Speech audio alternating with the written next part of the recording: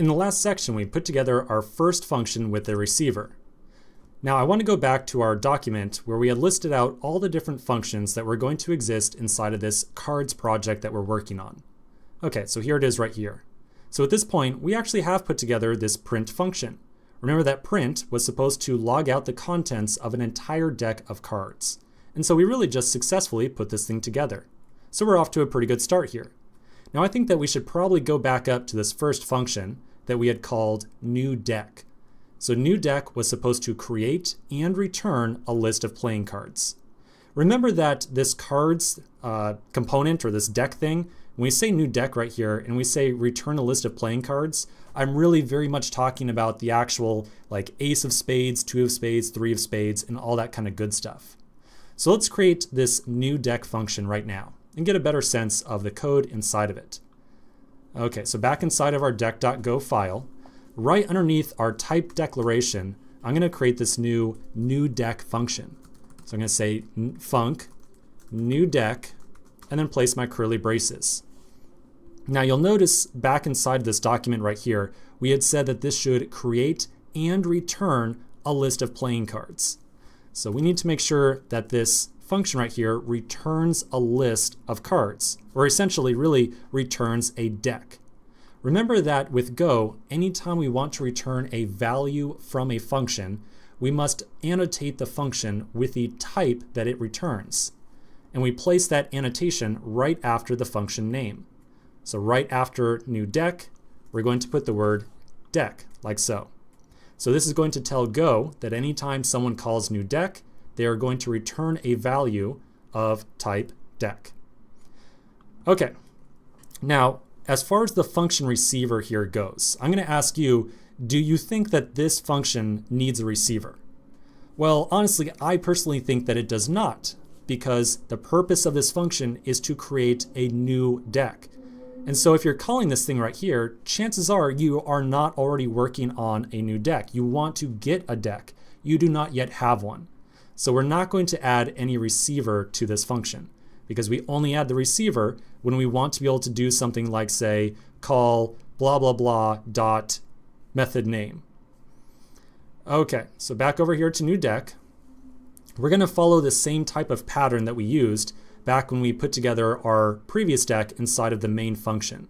So inside of here, remember, we created a new deck by placing the type name and then the curly braces. So let's start off there. We'll say cards equals deck curly braces, like so. So this creates a new variable called cards of type deck. And it starts off 100% empty, so no cards inside of it whatsoever. Now remember, we want to eventually have this thing contain all 52 cards like ace of spades, two of spades, and whatnot. So we could take the approach of writing out all 52 card combinations here. So ace of spades, two of spades, but obviously that's going to get really tedious really quick. So I'm going to suggest something a little bit more clever. I think that we should create that empty deck, then we should create two separate slices. One should have a list of all the different suits of cards, and then another should have a list of all the different card values, like ace, 2, 3, 4, 5, 6, 7. Then we can set up two different for loops to iterate through the list of suits and the list of card values. And then we can say that for each combination of suit with each different value, we can create a new card and stick it into the card's deck. So I think that we'll take this approach right here to avoid having to manually type out all 52 different card combinations. Okay, so we're going to first start off by defining our list of card suits and of card values. So we'll say card suits is going to be a slice of string with ace, oops, not ace, but spades, diamonds, hearts, and clubs. Now you'll notice that we are creating this as a slice of strings. We're not making this a deck, because a deck is really supposed to be used with actual playing cards. So like an ace of spades, a two of spades, three of spades. What we have right here are just strings, and they're really not supposed to be representative of an actual card. It's like half a card. So we're going to make this just a slice of string. Now, immediately beneath our card suits declaration, we'll make a slice of all the different card values. So we'll say card values, and this should be another slice of type string with things like an ace, 2, 3, 4. Now, of course, this probably should go all the way up to king, but I think that ace, 2, 3, 4 is probably enough for right now, at least enough to test things out. Okay, so we've now got our empty deck, which is this cards variable. We've got a list of all of our different suits and a list of all the different values. So now underneath those, we're going to set up 2 for loops, one nested inside of the other, to iterate through all of our suits and then through all of our cards. And for every combination between these two, we'll add a new card to our cards slice. So we'll say for, and remember the syntax here of a for loop that we iterate through. We already put one together back inside of our main function just a little bit ago. Oh, and here's one to reference right underneath. So we put down for the index and we're going to loop through the suits first. So we'll say for I and suit from the range of card suits, and then we'll iterate through all the different values. So I, or for j and value inside of the range of card values.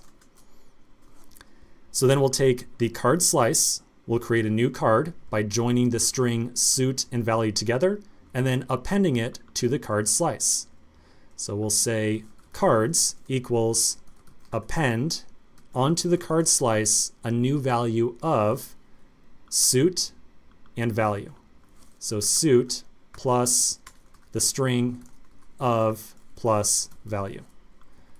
Okay, so I know that we just went through this loop very quickly here, but honestly, I am 100% convinced that you probably are already very familiar with syntax that looks just like this. And honestly, this goes more to kind of basic programming rather than anything specific to Go. So we created 2 lists, right? We don't even have to imagine these things as being slices. A lot of the syntax and a lot of the structure inside of Go is a lot of programming stuff that you're probably already used to from other programming languages. So we created 2 lists here. We iterate through each one, and then for every combination of suit and value, we create a new value or a new card right here. So this is going to be like we flipped the order. It should be value and suit. So we take the value that we're iterating over and the suit that we're currently looking at, we join them together with a string, and then we add it into the cards list or the card slice. And then we assign the big result of that back to the variable cards. So again, we're speeding through it, but honestly, I think this is kind of straightforward programming stuff, and you don't need to know a lot about Go to kind of do these sort of basic things. Now, the reason I mention this in particular is that I find that a lot of people who are getting used to Go usually kind of freeze up and go like, oh, this is Go code. It's a new language. I don't know how to do anything with Go. Honestly, Go is kind of vanilla, and there's really not a lot of special features to it. You can use all of your basic programming knowledge and apply it to Go and really put together good programs without a lot of study of the language. Now, of course, things like figuring out types and these receivers and whatnot, yeah, that stuff is new language features. But as far as declaring lists and then iterating over them, I think that you probably know a lot more than you think you might. Okay, so back to our new deck function here. We did the iteration. Now, the very last thing we have to do in here, we have to make sure that we return an actual deck. So remember, we had said that we would return a variable of type deck here. So after we do all the iteration, we need to make sure that we return the card slice. Now, again, kind of basic computer stuff here, basic programming. Yeah, do the iteration, create the slice, and at the very end, make sure you return whatever you created. Now, when we save this file, you might see these 2 errors pop up. They're both saying, hey, you declared these variables, but you never actually used them. So you'll notice that, I and j here, they were the index of every suit and value in both those slices. But of course, we never have to actually use these indices at any point for putting this slice of cards together. So whenever you have some variable that you don't actually have to use, we always replace it with an underscore, which tells Go, hey, we understand that there's a variable here, but we just don't care about it and we don't want to use it.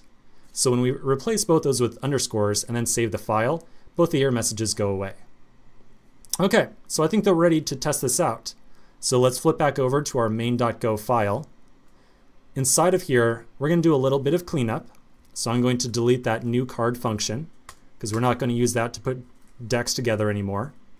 I'm going to clean up where we're appending on a card. And then rather than assigning cards, this deck right here that we were making manually, we're going to assign it the result of a function called to new deck, like so. So we'll save this file, and then let's flip over to the terminal and test this thing out. So again, we'll say go run main.go and deck.go. And there we go. So we get a big list of all of our different card combinations. Ace of spades, two of spades, and so on. All right, so I think that we did a pretty good job with this new deck function. Let's take a break and continue with our next function in the next section.